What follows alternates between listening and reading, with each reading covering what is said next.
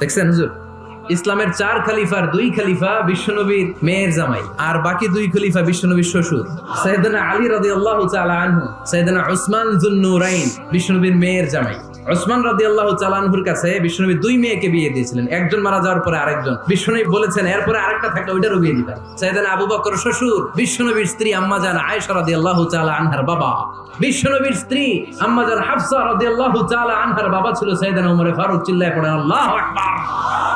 জান্নাতে যত নারীরা যাবে, নারীদের সর্দারিনী হবে সাইয়্যিদাতুনা ফাতেমা রাদিয়াল্লাহু তাআলা আনহা। এই ফরিদপুরের যত ইয়াং স্টারেরা তোমরা যারা জান্নাতে যাবে, তোমাদের লিডার হবে সাইয়েদনা হাসান আর হুসাইন রাদিয়াল্লাহু তাআলা আনহুমা।